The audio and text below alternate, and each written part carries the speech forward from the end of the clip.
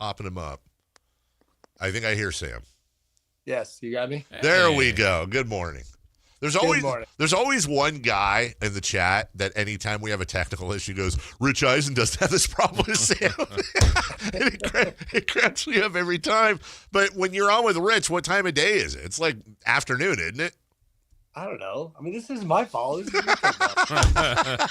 Come on, Sam. The question was, can you separate is it easier, do you think, to separate the misery of covering a crap team when you're a writer for the team? No, I mean, I did live it. So 2005-06, they make the playoffs. They push the Spurs. It's not quite the trip to the conference finals that it had been a few years before, but it was still exciting. And then, so I was on the beat for 5 years, but it got progressively worse. So no playoffs the last 4 years on the beat. And I've told people several times that like the human part of covering a bad team, it's not about wanting them to win or not, although you do come to, have good relationships with people that you hope do well. But it's more just like the negativity around the group is contagious. I have no illusions about how weird our jobs can be at times. And Dave, you and I have talked about this. Like, if you had somebody whose job it was to come in to the studio every day and write about whether or not you were good or bad, that would get old. Mm-hmm. It's just part of the ecosystem. But like, as far as your question about the writer, yeah, I mean, the day came when I was exhausted by, it was like, don't kill the messenger every day. Like, trust me, if you guys did positive things, we would say positive things. And when it wasn't that way for, 80% of my time on the beat, it definitely wore me down. Well, and I got to imagine, Sam, just like us too, like majority, 90% of the season has been bad, right? Mm-hmm. But there's always maybe a silver lining, or, hey, on this day, this player did this. If you started to write that a few more times, it's like, why is this team is 13-47. How is he writing a positive piece on the team? Yeah, for sure. You lose credibility with the audience. So it is what it is. But yes, to your question, I honestly, I don't envy you guys. Like, thankfully you have the freedom to get into other sports and other teams, but it's a very Kings heavy station. It's not a great time to be talking about that group. As we sit here in Kings logoed shirts, talking to Sam Amick. No, and to go a little further on that, Sam still gets killed. And I'll give an example. Like last year during all the Fox stuff, mm-hmm. and Sam's a professional and is way too, I think, not too big, that's the wrong word, way too mature to engage in a lot of this. I usually end up fighting half his battles because it pisses me off, because someone will say in an interview we do, for example, last year, like Reddit would just kill Sam and by proxy me or you, saying it's always negative, like the whole Fox thing and blah, blah, blah, blah, blah. Or even this year, whereas Sam's always crapping on the Kings. Every time he comes on with Dave and Jason, he's crapping on the Kings. It's like, I understand that I think the people need to vent and they need a target, but it always fascinates me where it's like, but where's the lie? What do you want? You want Sam or me or you to come out and be like, well, they're 12-97, but Killian Hayes had 4 points last night. And that's a positive. And I know you see that stuff, Sam, and you're a lot better at just understanding how ridiculous it is, because it pisses, it gets me because I'm 12 years old. That's why. No, I hear you. It's funny. I have gotten really good at tuning it out. I deal with a lot of people on our staff at times, to be honest, a lot of beat writers. Like, for one, I just don't have like the direct connection to individual fan bases like I used to, even though I talk about the Kings a lot. Obviously that's not my focus most of the time, but our beat writers, like I'll be on the phone with some of them, and they work so hard to try to provide good coverage. Then they jump in the comment section and people are crushing them, and they do get caught up in it. So you're almost coaching them to say, hey, it's almost like with the player, like just ignore the fans, Yeah. So that component is real for sure. I mean, I'm not that way all the time. I wrote something a couple weeks ago about Matt Ishbia where it was like, all right, I took the time to go to Phoenix, took the time to talk to him and the Suns people, and at least try to add some context to what they had like done the last couple of years. and got crushed in the college. Like a lot of people, my takeaway was, for one, people they hate reading about rich guys. Like, so, but like, regardless, like you still have times when you look in the comments of, man, I worked hard on that story. Like people are killing me, but it's part of the job. Yeah, I mean, I know we all try to ignore it, but that can be tough. So we're talking with Sam Amick from Poor the us. Yeah, well, that's what I say. Wah, wah, wah. Well, no, but I mean, I think there was an element to that. Like you just said it there, Sam, on the Ishbia. Like if you feel like you did some really pretty good work, you did your due diligence. I mean, you're not necessarily doing it to please people per se, but if you're just kind of getting trashed because you did the piece, like that's mean. Yeah. And I guess that's the world we live in. Dude, we did a thing yesterday where, remember the conversation we had about would you trade Keegan Murray for if Milwaukee offered you a top 10 pick or whatever? Yeah, just it was a throwaway. It was like a couple days ago. Yeah. And then like I'm looking at stuff last night during the game, and so, I don't even know who this person is, but we've had great interactions before, and he quote tweets and goes, "Can we trade Carmichael Dave's washed up ass to Milwaukee?" And I'm like, dang. And we all are leather to it. Well, you're great with it. It never gets to, or if it gets to you, you don't let on. Right. Sam, I just explained, you are. Somebody asked me the other day, like, my mental health is far less than it should be, in part because of this team and how much we do with it, but also, like, I sat there all last night and I was like, God, I am kind of washed. Like, am I, is this person right? You think about it, and it sucks, but then everyone listening right now has got the world's smallest violin. I get it. I'd just rather them be mean to Sam than me. Oh, good point. Sorry, no offense. Fine. Bring it on. Bring it on. I wanted to ask you, Sam, and I never want to put you in bad spots, so I'm going to keep this general, if you will, but we'll start. A lot of tanking talk. Jazz and Pacers get fined. There was a writer, a local I think a local blog. Forgive me if I'm wrong here, in Utah, that was putting some pieces together and saying, the Yusef Nurkic story was broken not by the normal ESPN guys, but was broken by this guy. And then wait a minute, so was this Indy story, and so were these other two Utah stories, and then you had an ESPN personality go on the air who'd been really tough on the tanking teams, say something to the effect of, I'm done talking about the tankers. These are good people making bad decisions. The intimation was that there were certain writers / journalists in the business that were being either slapped on the hand, punished, whatever, by these teams for covering them so poorly, and they were giving these scoops to other outlets. Is that a thing, Sam? I mean, is that a thing you've seen, heard of, sniffed, or is that media, sniffing their own rear ends? No, I mean, I don't have any clue on this particular instance, but there is it's everything we just talked about, right? Like human nature, like these people running the teams are human, and if they don't think that they are being covered fairly, then for sure, there's stuff like that'll happen. I mean, in the previous ESPN era, when Sean wasn't the guy, like there was all kinds of widely known alliances, if you will, where it was certain teams that you just knew would never have a bad word said about them, but then they would get all the scoops. And it's kind of the dirty part of the business, and the part that admittedly I've tried to, and successfully for quite a while now, to get away from when it comes to being really too beholden to anybody transactionally. Of course we try to break news and try to be on top of it, but if it comes at the cost of just saying what and what is true, then it's, no thank you for me. But I mean, the Utah one, and even to Indiana and beyond, there is a really interesting dynamic happening right now where, like, I can't remember a time when there was this level of frustration with the league office and this sort of public discourse and pushback from organization. Typically you've got synergy between the commissioner, who technically speaking works for the owners. And I shouldn't even say technically, like he works for the owners. Yeah.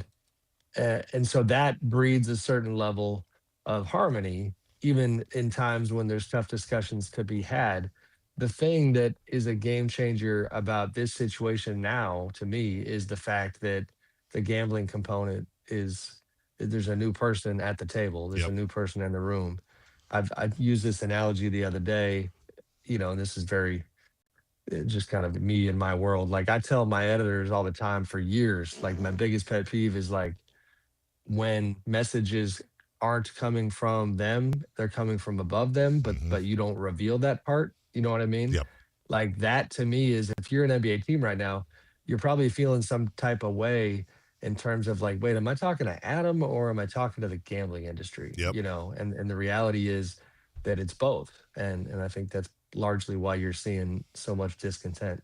Yeah, and Sam, this is all like we talked about this, you and I, last week when you were on about tanking. This all kind of revolves around that, and I know there kind of reports last week that Shams had that stuff that was actually addressed, ideas that were suggested. Even since then, I guess, what more have you heard on that, or either other ideas? Because obviously this is a concern or a hot button right now for the league. Yeah, I mean, I'm trying to look at a few notes I took here yesterday during a conversation. Like, no major advancements in terms of specific ideas, but continue. I mean, that GM call that they had, and it was such an interesting call. I mean, you're talking about an hour-long discussion with all these GMs, league officials. Mike Krzyzewski is on there because he's an NBA advisor now, and they had like four or five different items that they were supposed to cover, and tanking was just one of them, right? But all of a sudden, tanking takes over the discussion, and it's about 80% of the hour, and all the rest of the stuff kind of fell by the wayside. Some of the ideas that were out there, I don't have the full list in front of me that we reported, but I mean, pretty outside the box stuff. I mean, do you flatten the odds all the way, and literally just have all 14 lottery teams having the same ping pong ball count and chance? That's been bandied about. They're even more unconventional. Like, do you have a losers tournament between, the teams 11 to 15, like a round robin type thing where you actually get rewarded for winning? You get rewarded with better draft odds. The one that I could see gaining some momentum is having the draft position locked in after the All-Star break, where the back end of the schedule is, completely disconnected from the draft process, which, adds at least a certain purity for like a third of the schedule. So we'll see where it goes from here, but a lot of ideas out there. There is another thought here, which is, and it's a broader conversation because I haven't heard like that idea where you're like, oh yeah, This like is it. every idea I hear, there's like, okay, well that could work a little bit. Also problems, and NBA teams are smart and they'll find a way around it. Here's what I do know. I know that the Pistons, the Thunder, and the Spurs all went through recent stretches of being terrible and had good lottery luck and obviously made great decisions. Here's the thing. It doesn't always work, but tanking works. Like, it does work. The top three teams right now all either tanked or had bad records, and the draft allows these teams, especially being that two, of those top three, two of them are bottom three markets right now. Is tanking a problem? And what I mean by that is, last time I checked, ratings are fine. Attendance is fine. They just signed a huge TV deal. This gives your crap teams an opportunity to rebuild, so that fan base can be excited. Somebody just said it in the text line, Sam, and I think it's a really, really good statement. Isn't it crazy that the NBA is having to handle teams trying too hard to lose, while baseball is about to lock out because teams are willing to do too much to win? And I think there's something there. Ultimately, has anybody asked the question, why is this a bad thing? Let the bad teams tank and have some interest, and let the good teams, they get to contend for a title, and everybody wins even when they're losing. Yeah, no, and that goes back to the whole gambling component. Like, to me, that's why this is happening. Yep. There's, and like, you're right. Like, a lot of fan bases, having a team that's tanking gives you hope, because you don't want to have, a 40-win team. You want to have a championship team. So you start flipping, and you guys have lived this experience forever. You start flipping your focus toward the draft class. Do we want DeBonta? Do we want Peterson? Boozer? What are we looking at? And you just start getting interested in a different, kind of part of the formula, if you will. But the problem is for the, the gambling industry and all the money that's flowing through there, you can't have teams pulling guys in the fourth quarter out of nowhere. Like it creates a competitive environment that is so unstable and uncertain that the people putting the money down don't have the level of kind of certainty that they want, and that's the issue. And this is why you still run into a fair amount of people who, wish the league would not have opened Pandora's box and gone down this road, because it makes for a pretty tricky partnership. And I'm sure I know the answer to this one, but there's no chance they go back on that and get out of the gambling. There's just no way, right? No, no. I mean, you can tell by the energy, being like inspired by it. I mean, my goodness, like we wrote last week and had a lot of good intel from the GM meeting. Like, but when you have people describing Adam Silver as like, it was one of the only times people have seen him act like David Stern when he's, not actually, but kind of pounding the table and getting upset and yelling at people. Like this is kind of what it has wrought. And no, I don't see it changing. And what's really sad about that, and I'm going to be very careful here because I'm a big believer in ether and karma and putting things out there, but we've had this conversation before. The sad thing is that when gambling ultimately it will get revisited at some point.